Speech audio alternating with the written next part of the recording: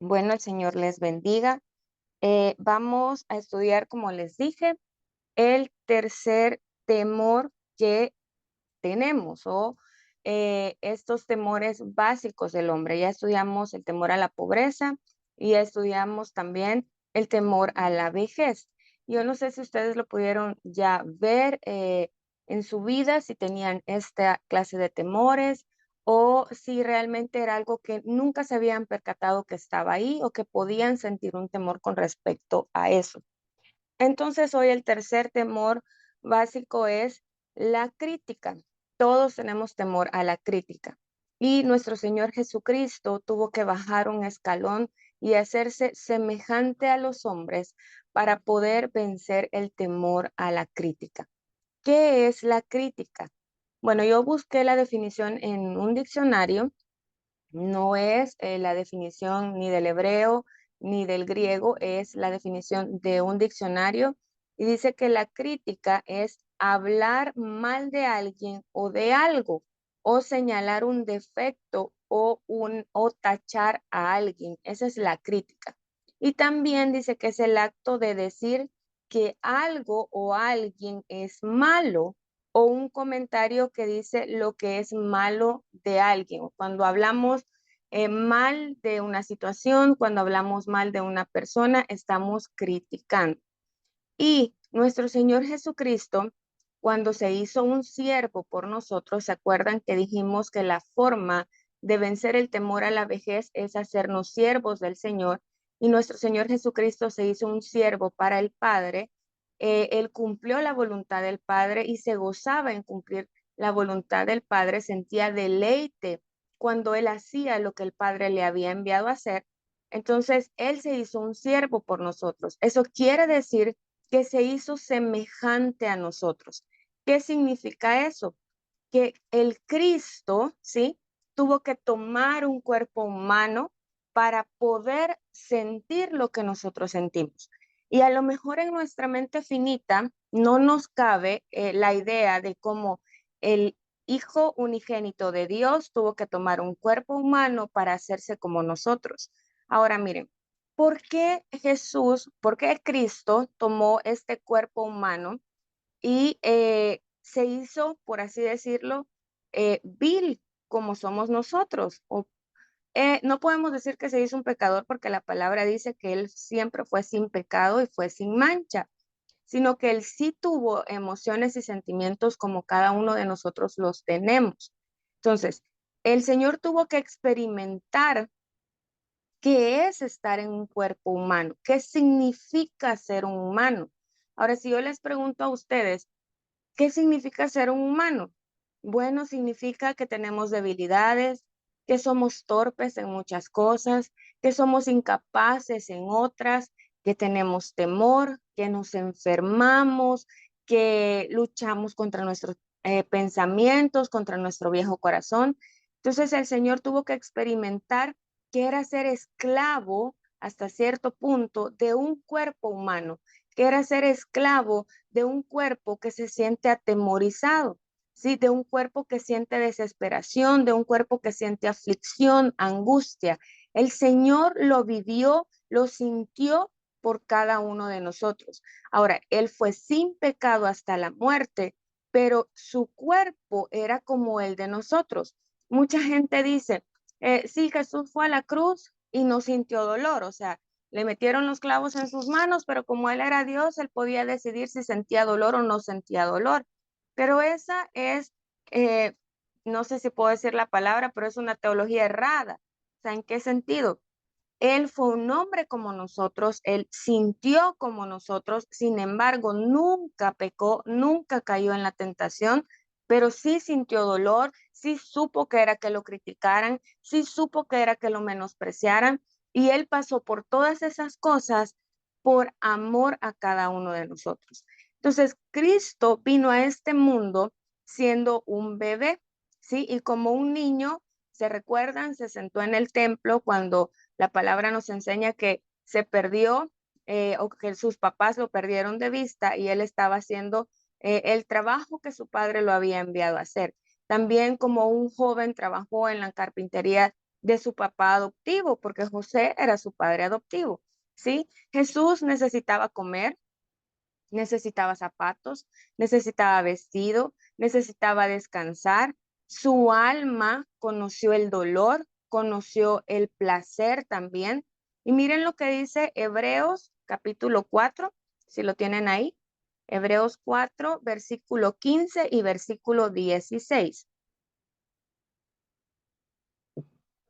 Amén. Dice, porque no tenemos un sumo sacerdote que no pueda compadecerse de nuestras debilidades, sino uno que fue tentado en todo según nuestra semejanza, pero sin pecado. Acerquémonos pues confiadamente al trono de la gracia para alcanzar misericordia y hallar gracia para el oportuno socorro.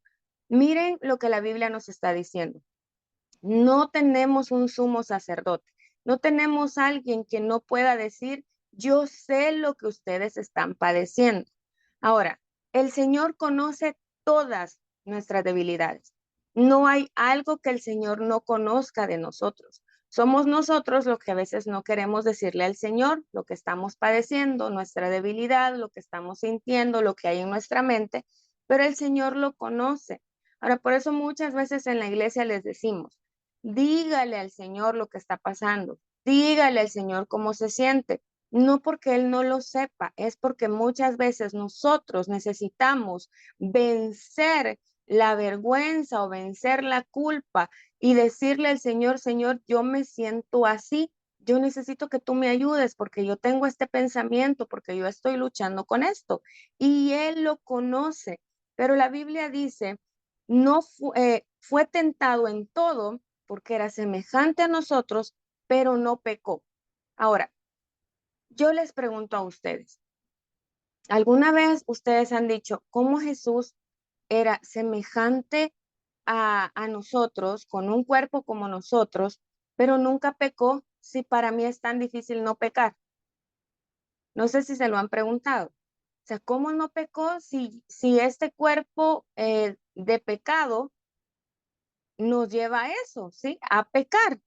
Entonces, ¿qué era lo que pasaba? Que la naturaleza del Cristo en ese cuerpo era más grande que la naturaleza pecaminosa que tiene nuestro cuerpo. Por eso es que nosotros todo el tiempo les decimos, necesitamos crecer a la estatura del varón perfecto, que es nuestro Señor Jesucristo, que su naturaleza crezca en nosotros. Si el Señor crece en nosotros, nuestra vieja naturaleza va haciéndose más pequeña y por lo tanto esa inclinación que tenemos hacia el pecado se va haciendo más pequeña. Yo les aseguro que no sé cuántos años pueden tener de ser cristianos o de estar en la iglesia, pero hoy no pecan como pecaban cuando entraron a la iglesia o cuando recibieron al Señor Jesús en su corazón, lo recibieron como su Salvador. Entonces, no pecan igual o no pecan en la misma magnitud. Siempre les he dicho un pecado pequeño y un pecado grande, eso es lo que nosotros catalogamos, pero en realidad pecado es pecado. Entonces, pero a lo mejor usted antes eh, robaba o engañaba, mentía y ahora ya no lo hace. ¿Por qué? Porque la naturaleza de Cristo en usted ha crecido, ¿sí? Entonces, dice el versículo 16 de Hebreos 4. Acerquémonos pues confiadamente al trono de la gracia. Lo primero que necesitamos es saber que nosotros podemos confiar en Jesús. ¿Cómo me acerco al Señor? Me acerco pensando en que el Señor está allá sentado en una gran silla con una regla en la mano, esperando a que yo le diga, me equivoqué en esto para darme un reglazo. Ahí estamos completamente equivocados, porque la Biblia nos está diciendo que nos acerquemos con confianza. ¿Por qué con confianza? Porque Él ya sabe lo que hemos hecho, Él ya sabe nuestra debilidad, Él ya sabe nuestro pecado. Dice, acerquémonos confiadamente al trono de la gracia. ¿Para qué? Para alcanzar misericordia y hallar gracia. Hermanos, si nosotros no hablamos al Señor, si nosotros no le decimos, Señor, yo soy débil, en esta situación, Señor, yo he pecado en esto, no podemos alcanzar misericordia. ¿Por qué? Porque el pecado lo que hace es alejarnos del Señor. Cada vez que nosotros nos equivocamos, lo que hacemos es escondernos, así como Adán, hombre y mujer, lo hicieron en el huerto del Edén cuando comieron del fruto que el Señor les había dicho que no comieran. Ellos no buscaron al Señor, ellos se alejaron del Señor. Y es lo mismo que hacemos nosotros, pero la Biblia nos dice, el Señor conoce su debilidad porque Él padeció por ustedes, porque Él tomó un cuerpo como el de ustedes, conoce sus debilidades, por lo tanto no tengan temor de acercarse a Él, no tengan temor de ir al trono de la gracia, no tengan temor de hablarle al Señor y decirle, Señor, yo me equivoqué en esto, Señor, yo estoy sintiendo esto, porque ahí van a alcanzar misericordia y van a obtener gracia. Entonces, encontramos misericordia y encontramos gracia porque Él nos conoce, porque Él conoce en lo que hemos fallado. Y se los voy a decir así, no solamente conocen lo que hemos fallado hoy, conocen lo que vamos a fallar. Él sabe lo que vamos a hacer ahora en la tarde y que probablemente nos vamos a equivocar. Ahora, la razón por la que fallamos es porque no dejamos que la naturaleza de Cristo crezca en nosotros.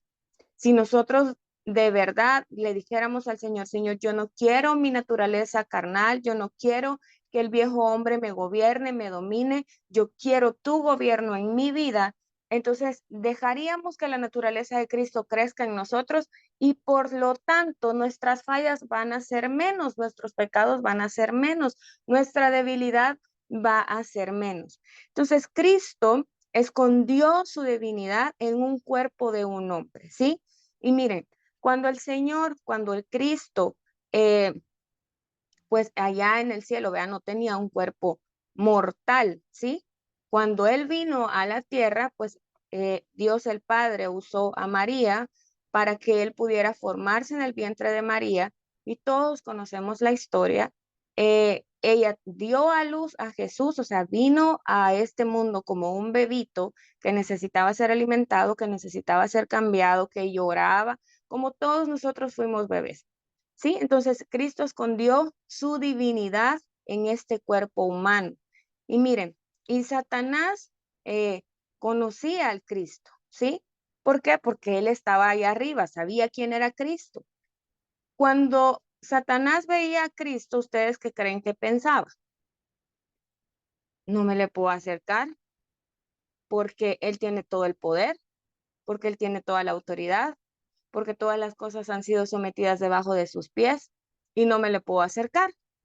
Pero cuando Cristo tomó este cuerpo humano y escondió su poder, su autoridad, su divinidad en este cuerpo humano fue, por así decirlo, como algo que encerró la gloria del Cristo. Entonces, Satanás ya no veía, por así decirlo, a Cristo, sino que veía a Jesús, al hombre, y tuvo el valor de tentar al Señor y tuvo el valor de acercarse a Él y de tentarlo porque su divinidad estaba oculta. Ustedes no van a encontrar en la palabra que Jesús haya usado el poder que Él tenía para hacer así y que alguien se muriera. No lo encuentren. Por más que lean los evangelios y no lo van a encontrar. ¿Saben cómo Jesús usaba su poder y la autoridad que él tiene? La usaba para sanar a los ciegos, para sanar a los leprosos, para sanar a aquella mujer que tenía el flujo de sangre, pero nunca ven a Jesús usando el poder que tiene para matar a alguien o para enfermar a alguien, sino que él usaba ese poder en beneficio de las personas que lo rodeaban. Entonces, Satanás dijo, bueno, como yo ya no veo al Cristo, sino que el Cristo ahora está encerrado en este cuerpo, ¿ustedes creen que Satanás no sabía lo que Jesús iba a hacer? Pues sí sabía que Jesús adentro de él tenía al Cristo, ¿sí? No sé si me estoy dando a entender, pero Vino Satanás y dijo, bueno, como ahorita ya no me puede hacer nada, como ahorita yo lo puedo vencer, porque realmente eso fue lo que pensó Satanás, que él lo podía vencer. Incluso cuando murió en la cruz del Calvario nuestro Señor Jesucristo, el diablo pensó que él había vencido. Ahora, miren lo que dice Mateo 4. Vamos a Mateo 4, versículos del 1 al 11. Miren a lo que se atrevió Satanás sabiendo que el Cristo estaba encerrado, por así decirlo, en un cuerpo humano. Mateo 4:1. Entonces Jesús fue llevado por el Espíritu al desierto para ser tentado por el diablo. Y se acuerdan que el pastor nos dijo el domingo que ese poder Gebura del Señor fue, no era que no lo tuviera, sino que fue como quizás aumentado, es como yo lo puedo entender, cuando él fue al desierto. Entonces, ¿cómo creen ustedes que salió Jesús del desierto? ¿Cómo deberíamos de salir nosotros del desierto? Porque en los desiertos de nuestra vida, en los valles de nuestra vida, es cuando Satanás nos tienta, es cuando Satanás viene y nos dice, ya el Señor te dejó, ya no hay nadie con vos, mira, todos los que vos les ayudaste se fueron, y empieza a jugar con nuestra mente y a tratar de que la verdad que tenemos en nuestro corazón, Él la quiere convertir en mentira. Y lo vamos a ver en estos versículos. Versículo 2. Y después de haber ayunado 40 días y 40 noches, tuvo hambre. Si tenía hambre era porque tenía un cuerpo humano, ¿sí? No hay ningún ser humano que no sienta la gana de comer, que no sienta la necesidad de comer, que no sienta hambre. Entonces, este versículo 2 nos asegura que Jesús tenía un cuerpo como el de nosotros. Dice, tuvo hambre. Versículo 3, y vino a él el tentador y le dijo, si eres hijo de Dios, di que estas piedras se conviertan en pan. Él le respondió y dijo, escrito está, no solo de pan vivirá el hombre, sino de toda palabra que sale de la boca de Dios. Entonces el diablo le llevó a la santa ciudad y le puso sobre el pináculo del templo y le dijo, si eres hijo de Dios, échate abajo, porque escrito está, a sus ángeles mandará acerca de ti y en sus manos te sostendrá para que no tropieces con tu pie en piedra. Jesús le dijo, escrito está también, no tentarás al Señor tu Dios. Miren este versículo. Lo que el Señor le estaba diciendo a Satanás es, tú no crees que yo soy el Hijo de Dios porque me conociste allá en el cielo como el Cristo y hoy me ves como un simple ser humano, pero yo soy el Señor, yo soy Dios. Es como te guste o no te guste, yo sigo siendo Dios aunque tenga este cuerpo humano. Y dice el versículo 8. Otra vez le llevó el diablo a un monte muy alto y le mostró todos los reinos del mundo y la gloria de ellos. Y le dijo, todo esto te daré si postrado me adorares. Entonces Jesús le dijo, vete, Satanás, porque escrito está, al Señor tu Dios adorarás y a él solo servirás. El diablo entonces le dejó y aquí vinieron ángeles y le servían. Ahora miren, Satanás se atrevió a tentar a nuestro Señor Jesucristo porque él había tomado la semejanza de un hombre. Y si ven la prueba, por así decir, que Satanás le estaba poniendo, le decía es, si tú eres el Hijo de Dios, haz esto. Si tú eres el Hijo de Dios, haz lo otro. ¿Qué nos dice a nosotros Satanás un montón de veces? Ah, bueno, si el Señor realmente es tu Dios, entonces va a oír lo que le estás diciendo. Entonces, si el Señor es tu Dios, te va a dar tal cosa. Si el Señor es tu Dios, no te vas a enfermar.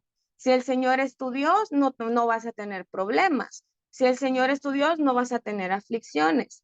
¿Por qué? ¿Qué es lo que está haciendo Satanás cuando nos dice esa clase de cosas en nuestra mente? Bueno, lo que nos está diciendo es, quiero ver qué tanto del Cristo tienes adentro y cuánto ha crecido, o si realmente sigue siendo un humano con un cuerpo pecador y más pecador que nunca. Entonces, necesitamos aprender, número uno, a saber hasta dónde yo he dejado que el Señor Jesucristo crezca en mí, hasta dónde yo he dejado que el gobierno del Señor esté en mí, esté sobre mí, hasta dónde yo he permitido estar unida al gobierno del Señor. ¿Por qué? Porque muy probablemente eh, el diablo ha venido a nuestra mente, a nuestro corazón, a querernos tentar y a querernos probar y no hemos tenido la respuesta adecuada. Si ustedes ven a Jesús, Jesús siempre le contestó con la palabra. Pero si se dan cuenta también, el diablo sabía la palabra. Y hermanos, tengamos cuidado, de verdad se los digo en el amor del Señor. Hay mucha gente a nuestro alrededor que dice amar al Señor, que dice seguir al Señor, que se sabe en la palabra, pero si esa persona está haciendo las cosas que le desagradan a Dios, ustedes creen que realmente es un cristiano. Porque permítanme decírselos así, hasta el diablo se sabe la Biblia. Y necesitamos aprender a discernir quién nos está diciendo verdad y quién nos está diciendo mentira. Y el único que nos ayuda a tener discernimiento de esa forma es el Espíritu Santo. Entonces, aprendamos a que muchas veces la gente con la misma Biblia va a querer venir a nuestra mente y a nuestro corazón para criticarnos. Yo no sé si a ustedes les ha pasado, pero a veces la gente dice que la Biblia dice tal cosa y usted ¿por qué hace esto? Y nos pasa en la iglesia porque pues todos sabemos que el mover del Espíritu en nuestra iglesia es muy fuerte. Le damos al Espíritu toda la libertad. Hemos aprendido por la misericordia del Señor a alabar y a bendecir el nombre del Señor de una forma extrema, si lo queremos decir así. Y mucha gente va a venir a decirle, pero eso no está en la Biblia, pero eso de dónde se lo sacaron. Y muchas veces el pastor se ha dedicado a enseñarnos de dónde vienen todas esas cosas. ¿Para qué? Para que no haya duda en nuestro corazón. Ahora, no solamente hablamos del mover del espíritu, hablamos del camino crucificado, hablamos de que nosotros hemos aprendido que hay una balanza entre el dolor y el placer, y la gente cuando está en las iglesias piensa que nunca va a pasar dolor. ¿De dónde se sacan ustedes que hay dolor en el Señor? Bueno, lo hemos aprendido también, y aquí ustedes lo pueden ver en estos versículos. El Señor padeció hambre, tuvo hambre, ¿sí? El Señor padeció esta esclavitud de este cuerpo carnal que siente temor. Entonces necesitamos aprender a que el enemigo siempre va a venir a nuestra vida a probar qué tanto hemos dejado crecer la naturaleza de Cristo en nosotros. ¿Cómo lo hace? Por medio de la gente. Si usted se equivoca, ¿qué es lo primero que la gente le dice? Menos mal que vas a la iglesia o menos mal que está sirviendo. Entonces siempre va a haber una crítica y yo se los voy a decir, hermanos, no somos perfectos. Estamos siendo perfeccionados por el Señor para el día de su venida, pero no somos perfectos. Entonces, cada vez que usted se equivoque, acepte que se equivocó, pida perdón y siga caminando. No deje que la crítica de la gente de decir, menos mal que sos cristiano, menos mal que vas a la iglesia, menos mal que andas enfaldada, menos mal que haces esto, lo otro, lo detenga. Ahora, el cuerpo humano de Cristo ocultó su divinidad de aquellos que lo acusaron, de aquellos que lo crucificaron. Su semejanza de hombre lo llevó a padecer soledad. Y de verdad que la Biblia dice que nosotros tenemos que, por un lado, compartir con el Señor estos padecimientos. ¿Por qué el Señor o por qué el Cristo se ocultó en este cuerpo divino? ¿Ustedes creen que si el Señor hubiera venido como todos lo esperaban, con truenos, con centellas, con torbellinos y con todo lo demás, lo hubieran tratado como lo trataron, lo hubieran crucificado? Claro que no lo hubieran hecho, pero si se dan cuenta cuando acusaron a Jesús, ¿cuánta gente creen ustedes que lo acusaba? Y lo acusaban porque nunca creyeron que él era el Mesías, ¿sí? Lo crucificaron y si ustedes han leído su Biblia, que yo sé que sí, le, le decían a Pilato, mejor suelta a Barrabás, que era un ladrón, que era una persona mala. Estaban comparando a Jesús con un hombre que había hecho mucho daño, mucha maldad. Entonces, ¿qué le estaban diciendo? Tú eres peor que Barrabás porque nosotros queremos que lo saquen a él y que te cuelguen en la cruz a ti. Entonces, si se dan cuenta, él padeció soledad porque cuando iba a ser crucificado, ¿quiénes estaban con él? No todos sus discípulos salieron corriendo, menos Juan, que él siempre estuvo ahí. Pedro lo negó, los demás corrieron, Judas lo traicionó y lo entregó, y quienes lo seguían hacia la cruz eran las mujeres y Juan. Entonces, de toda la gente que él sanó, de toda la gente que él le predicó, de toda la gente a la que él le dio de comer, de sus discípulos y de toda la gente que pudo haber estado a su alrededor, que era una multitud, ¿cuántos estuvieron a su lado cuando él murió, cuando él estaba en la cruz? Muy pocos. ¿Por qué? Porque no creían en quién era él, ¿sí? Pedro dijo, yo no sé, yo no ando con él, yo no estoy con él, no lo conozco. Entonces, ¿cómo nos sentiríamos nosotros de que alguien nos diga, no, mire, yo a usted no lo conozco cuando tienen años de conocernos? ¿Cómo nos sentiríamos? Entonces, ¿cómo creen ustedes que se sintió Jesús? No crean que él no tenía sentimientos. ¿Cómo se sentirían ustedes si están pasando una enfermedad y nadie les llama por teléfono? Si están pasando una aflicción y nadie les pregunta cómo están y nadie les ayuda, se sentirían tristes, se sentirían deprimidos. El Señor sintió todas estas cosas. ¿Por qué? No porque Él fuera débil, sino porque Él sabía que Él necesitaba entender hasta cierto punto lo que nosotros sentimos para hacernos fuertes en nuestra debilidad. Entonces los hombres nunca creyeron que Jesús era el Mesías debido a que su cuerpo humano escondía toda la gloria del Cristo, escondía todo el poder y toda la autoridad del Cristo. Los hombres pensaban que Jesús era un simple pecador como todos ellos. Y no simplemente eso, sino que lo acusaban hasta de que no cumplía con la ley, que no cumplía la Torah. Ahora miren lo que dice Lucas 14. Vamos a leer del versículo 1 al versículo 6. Lucas 14, del 1 al 6. Dice, aconteció un día de reposo que habiendo entrado para comer en casa de un gobernante que era fariseo, estos le acechaban. Y he aquí, estaba delante de él un hombre hidrópico. Entonces Jesús habló a los intérpretes de la ley y a los fariseos diciendo, ¿es lícito sanar en el día de reposo? Mas ellos callaron. Y él tomándole le sanó y lo despidió.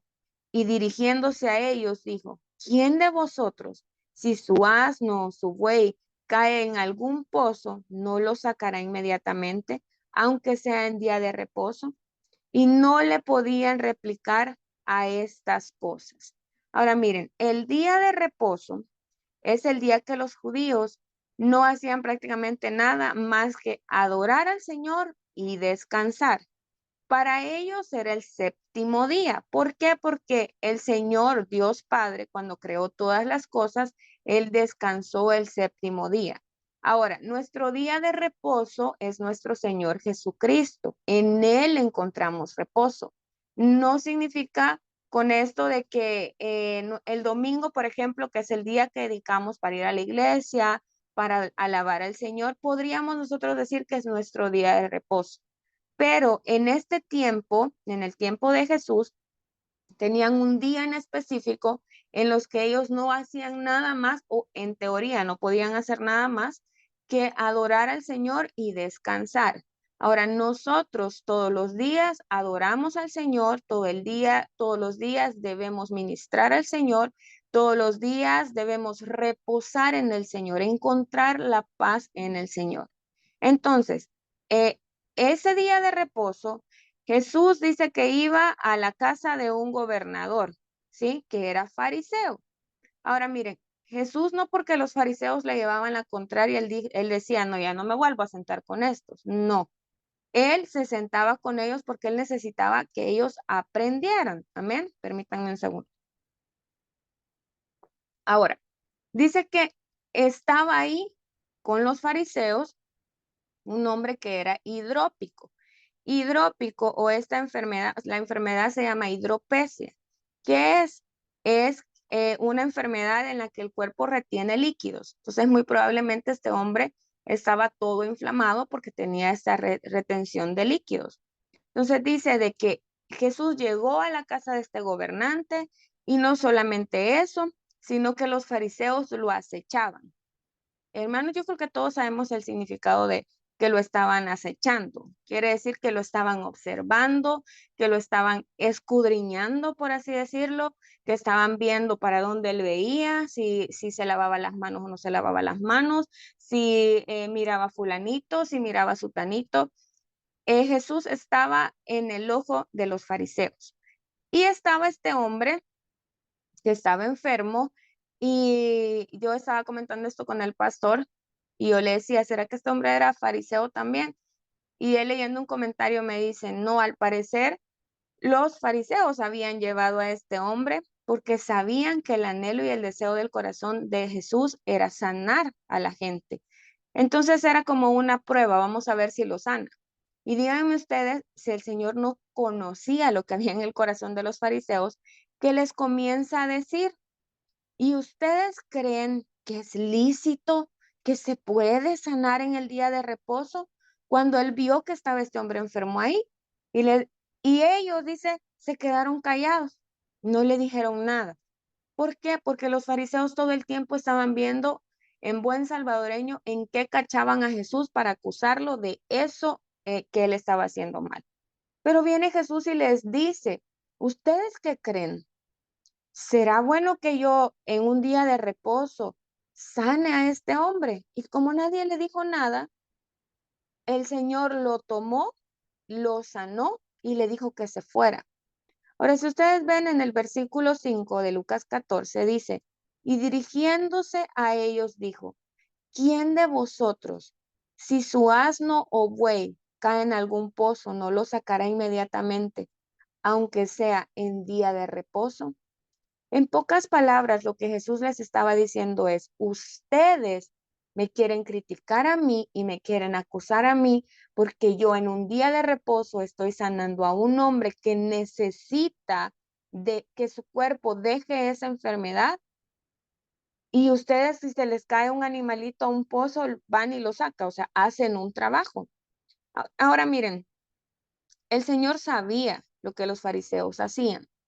El Señor sabía que los fariseos habían puesto estas reglas tan severas, por así decirlo, porque ellos querían someter a todo el pueblo, pero ellos no se sometían a sus propias leyes, a las leyes que ellos habían creado, por así decir. Estaba la ley del Señor, pero ellos le habían aumentado a esta ley, ¿sí? Entonces el Señor le dice, bueno, yo voy a sanar a este hombre el día de reposo, aunque a ustedes no les parezca, aunque ustedes digan que eso no se debe hacer, porque yo sé que ustedes hacen trabajos en el día de reposo, porque yo sé que ustedes, si se les va un asno, si se les va un buey al pozo, no porque es el día de reposo lo dejan ahí que se muera, sino que ustedes van y lo sacan. Ahora, Jesús sí sabía lo que ellos estaban pensando. Él sabía que ellos faltaban a la ley. Por eso, en ese versículo 5, Él les pregunta que si para ellos fuera necesario hacer un trabajo el día de reposo para el beneficio de alguien más, ellos lo harían. Y obviamente, dice el versículo número 6, que no le podían replicar, o sea, no le podían contestar, no tenían ningún argumento que decirle al Señor por el que, por lo que Él les estaba preguntando. Entonces, necesitamos entender que el Señor sabe lo que está en nuestros pensamientos, así como Él sabía lo que estaba en el pensamiento de los fariseos. Ellos siempre lo estaban criticando, ellos siempre estaban buscando lo malo en nuestro Señor Jesucristo para poder acusarlo. Y miren, el Señor lo que hizo de sanar a este hombre que tenía esta enfermedad, que se hinchaba o retenía líquido, se inflamaba, fue en beneficio de este hombre, no fue en beneficio de los fariseos, no fue en beneficio de él propio, fue en beneficio de este hombre enfermo. Entonces necesitamos aprender que si Jesús fue criticado por los fariseos, fue criticado por el pueblo, fue criticado por un montón de gente, nosotros vamos a ser criticados. Ahora, ¿a dónde nos vamos a parar nosotros para que esta crítica no nos afecte? Eso es lo que debemos aprender, ¿sí? Y miren lo que dice Mateo 13. Mateo 13, versículos del 55 al 57. Dice, ¿no es este el hijo del carpintero? ¿No se llama su madre María y sus hermanos Jacobo, José, Simón y Judas? ¿No están todas sus hermanas con nosotros? ¿De dónde pues tiene este todas estas cosas? Y se escandalizaban de él. Pero Jesús les dijo, no hay profeta sin honra, sino en su propia tierra y en su casa. La gente lo conocía. La gente sabía quién era su papá, quién era su mamá, quién eran sus hermanas, quién eran sus hermanos, pero no reconocían que él era el Mesías. Para ellos simplemente era el hijo del carpintero. ¿Y eso qué quiere decir? Que lo estaban criticando, diciendo, tú no sos nada. ¿O quién te has creído? Entonces, el Señor les dijo, no hay profeta sino sin honra, sino en su propia tierra. Ni en su casa, pues le creían, ¿sí? Entonces, miren, una de las cosas que debemos aprender es que muchas veces, por no decir la mayoría de veces, vamos a ser criticados por nuestra propia familia. Cuando, ya se los dije, cuando usted se equivoca, lo primero que le van a sacar es la iglesia. Cuando usted comete un error, lo primero que le van a sacar es el servicio que usted le da al Señor. Cuando lo vean que a lo mejor cayó en algo, pecó en algo, lo primero que le van a sacar es, menos mal que andas con la Biblia debajo del brazo. Menos mal que te ponen a orar, menos mal que te ponen a leer la palabra en la iglesia. Siempre vamos a ser criticados, pero si ustedes ven, Jesús nunca se movió a causa de la crítica. Ustedes no ven a Jesús que porque los fariseos iban a criticarlo porque había sanado a este hombre en día de reposo, Jesús no lo sanó. Él lo sanó. Ustedes no ven que Jesús se detuvo solo porque la gente decía, este es el hijo del carpintero. Él no se detuvo. Ahora, les pregunto yo a ustedes, ¿cuántas veces se han detenido de hacer lo que el Señor les ha mandado hacer por miedo a lo que van a decir? Hermanos, el miedo al que dirán es tener miedo a la crítica. Y miren, yo se los puedo decir como parte de las cosas que quizás nosotros hemos pasado. Pero cuando nosotros llegamos al mensaje del camino crucificado, las cosas son muy diferentes en muchas cosas. Y uno va tratando de querer seguir al Señor por donde quiera que Él va, pero hay cosas en las que uno tiene más problemas que en otras. Hay cosas que se nos hace mucho más fácil entregar que otras. Y siempre he creído que cuando el Señor nos pide cosas de nuestro viejo corazón, es mucho más fácil entregarlas que cuando nos pide algo de nuestra apariencia. Nos cuesta mucho entregar las cosas de nuestra apariencia. Y yo sentía del Señor que debía entregar algo, ni siquiera era algo tan notorio, pero sí era algo que yo decía, con esto yo me siento bien y con esto me siento bonita, ¿sí? Porque las mujeres tenemos eso de que, ay, que nos van a decir que nos vemos feas, que nos vemos demacradas, que nos vemos aquí, que nos vemos allá.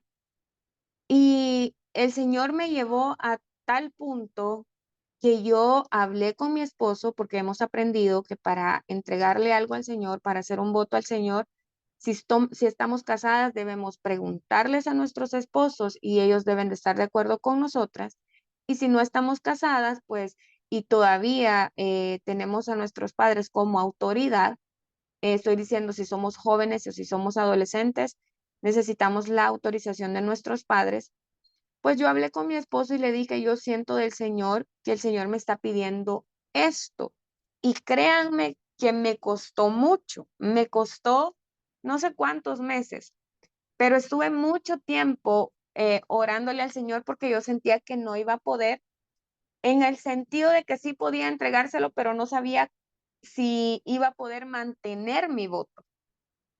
Y eh, bueno, hablé con mi esposo me dijo, mira, si sentís que el Señor te lo está pidiendo, oremos, yo estoy de acuerdo con que hagas el voto. Cuando él me dijo, yo estoy de acuerdo, yo dije, ahora la decisión está en mis manos. Y hasta cierto punto yo tenía temor de la crítica que me iban a hacer, porque yo había crecido con un complejo acerca de eso que tenía que entregarle al Señor. Y crecí con esa sensación de que siempre veían eso como algo feo en mí. Entonces yo lo trataba como de ocultar.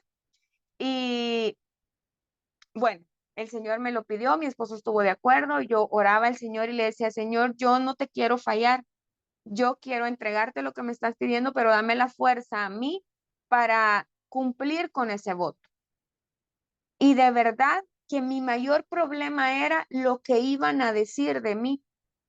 Y aún, pues no les voy a decir cuál es el voto, hermanos, porque creo que eso es algo muy privado. Si usted quiere, me pregunta después y a lo mejor se lo puedo compartir.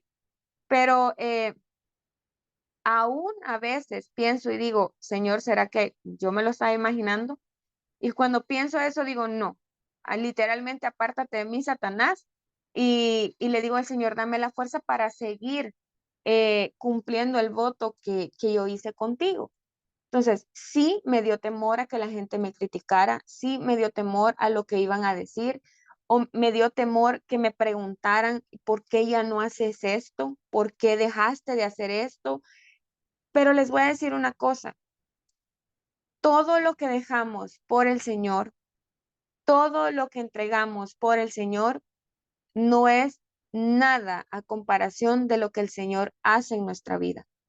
Entonces, no tengamos temor a ser criticados de cómo nos vamos a ver, de cómo a lo mejor ya no vamos a ciertos lugares o ya no decimos ciertas cosas, ya no vemos otras. Eh, Dejemos de pensar en lo que la gente va a decir de nosotros y pensemos en lo que el Señor dice de nosotros cada vez que nosotros nos entregamos y nos rendimos más a Él. Entonces, yo sé que hay muchos de ustedes que están peleando con cosas y diciendo, ¿será que el Señor me está pidiendo esto? Y, o ¿será que el Señor me está pidiendo lo otro? Y se los voy a decir así porque casi que solo somos mujeres las que estamos conectadas, pero eh, muchas veces lo que el Señor nos está pidiendo es nuestra vanidad y el cómo nos vemos en el espejo tiene mucho que ver en cómo nos sentimos. Y hermanas, a veces el Señor quiere tratar con que nosotras queremos aparentar algo que no somos, queremos ser algo que no somos.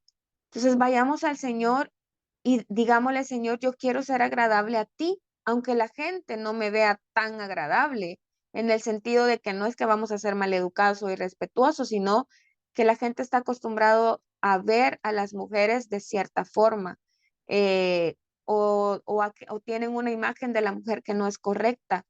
Pero lo que debemos entender es cómo nosotras queremos agradar al Señor o cómo nosotros debemos agradar al Señor. Y pasa lo mismo con los hombres. No solo nos pasa a las mujeres, le pasa también a los hombres. Pero si se dan cuenta, muchas veces lo que nos ha detenido de entregar ciertas cosas al Señor es lo que la gente va a decir. Es este temor a la crítica. Aún a veces no danzamos en la iglesia, no intercedemos, no dejamos que el Espíritu interceda a través de nosotros por el qué dirán, qué va a decir la gente. Y hermanos, seamos honestos, ¿a dónde nos ha llevado lo que la gente dice? La gente ni nos pone ni nos quita. El único que realmente nos da y nos puede quitar es nuestro Señor Jesucristo. Entonces necesitamos aprender a que el temor a la crítica lo vamos a vencer cuando Cristo en nosotros crece. Ya no nos va a interesar lo que la gente diga de nosotros, que si tenemos, que si no tenemos, que si ponemos, que si no ponemos, que si usamos, que si no usamos. Lo único que nos va a interesar es lo que el Señor piensa de nosotros. Ahora, muchas veces no damos el paso porque no podemos escuchar la voz de Dios. Y porque estamos hablando, no que escuchamos audiblemente la voz de Dios. Si usted al Señor le habla de esa forma, pues bendito sea el nombre del Señor. Pero muchas veces habla nuestra mente a nuestro corazón y no queremos dejar las cosas o no queremos hacer lo que el Señor nos está diciendo porque no nos gusta pensar lo que la gente va a decir de nosotros. Y muchas veces no solo la gente lo piensa, sino que lo dice. Ahora miren, para terminar les voy a leer Lucas 11, del versículo 14 al 18.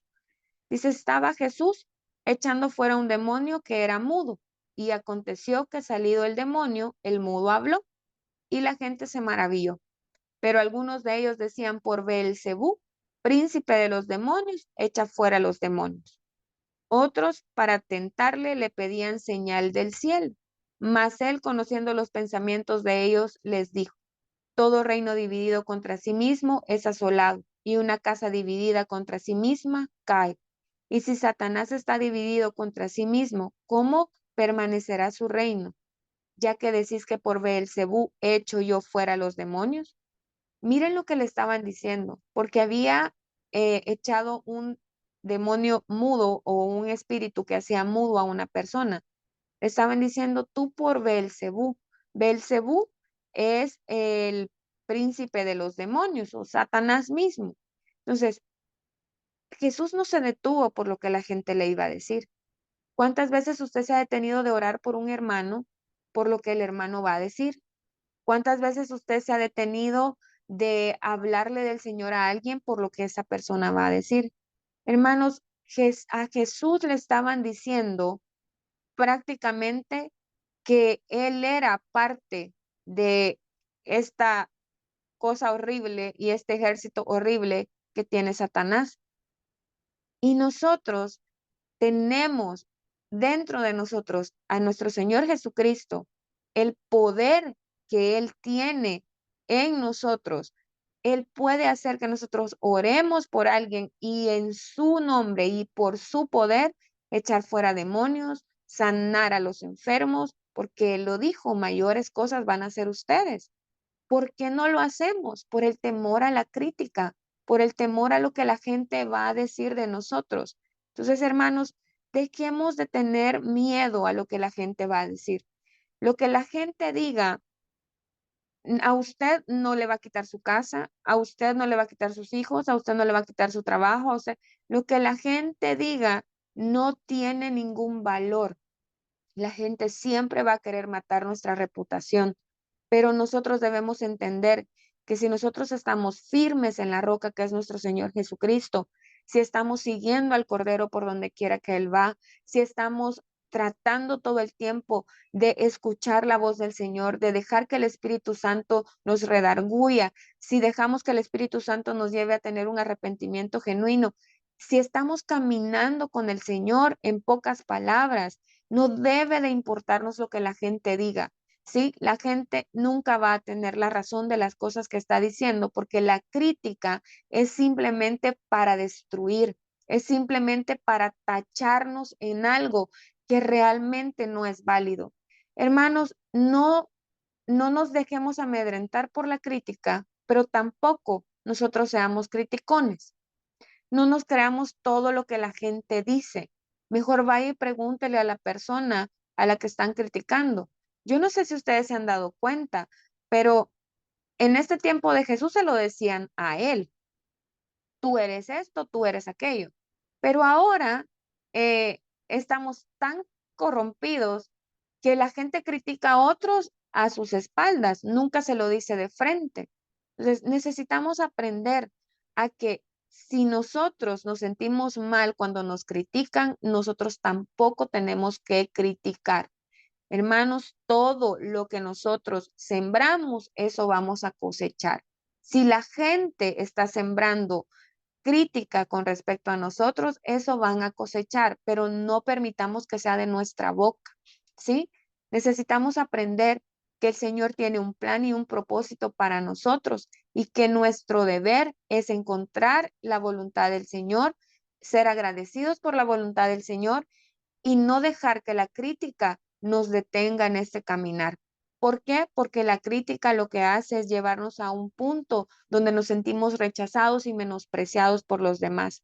Y eso significa que nuestros pies se están llenando de lodo, se están llenando de polvo, van a pesar tanto que ya no vamos a querer seguir caminando en este camino crucificado y ya no vamos a querer seguir al Cordero por donde quiera que Él va a causa de lo que otros están diciendo de nosotros. Así es que aprendamos hoy a que si hemos estado pensando mucho en lo que la gente dice de nosotros, entonces tenemos temor a la crítica. Venzamos hoy, no digamos, bueno, tal vez en un año venzo esto. No, venzamos hoy. La sangre de Jesús está para nosotros hoy. Podemos ir confiadamente al trono de la gracia y vamos a encontrar misericordia y vamos a encontrar gracia. ¿Por qué? Porque Él conoce nuestra debilidad. Si nosotros tenemos esta debilidad de dejar de hacer lo que el Señor nos ha dicho por miedo a lo que la gente va a decir, vayamos hoy delante del trono del Señor y digámosle, Señor, yo tengo temor a la crítica. Yo tengo temor a que la gente diga que me pasó esto por aquello, que me pasó aquello otro por aquello otro. Entreguémosle eso al Señor y perdón, y seamos libres. Amén. Si es que ya son las 10, vamos a orar y antes de que oremos, quiero darles un anuncio, ¿sí? Y es que el 25 de octubre teníamos nuestra reunión de oración, pero no vamos a hacer solamente nuestra reunión de oración, sino que vamos a hacer una vigilia. Los hermanos de Aposento Alto nos van a prestar su iglesia para hacer una vigilia. Sí, la primera vigilia presencial que vamos a hacer, la vamos a hacer el 25 de octubre, va a ser desde las 7 de la noche hasta la medianoche. No es una vigilia completa hasta las 6 de la mañana, sino que es media vigilia, pero vamos a alabar y vamos a bendecir el nombre del Señor. Entonces, ese día vamos a tener nuestro ayuno normal, va a ser viernes 25, vamos a tener nuestro ayuno y vamos a tener esa vigilia. Ahora en el estudio igual el pastor va a invitarlos a todos y vamos a estarlos invitando a todos para que podamos ir. Va a ser en la iglesia Aposento Alto. Ellos muy amablemente, ustedes saben que son amigos, los amamos y nos han prestado pues la iglesia para que nosotros podamos hacer esta vigilia el viernes 25 de octubre. Aparten por favor la fecha y comencemos a orar por ese día, por lo que el Señor va a hacer en cada uno de nosotros. Amén. Así es que hoy sí, vamos a orar, se los dije ahorita, porque si no se me olvida después. Entonces, ya lo vamos a ir poniendo en el chat de la iglesia, pero vayan apartándolo, vayan apartando esa fecha para que todos podamos alabar y bendecir el nombre del Señor. Amén. Vamos a orar. Padre bueno,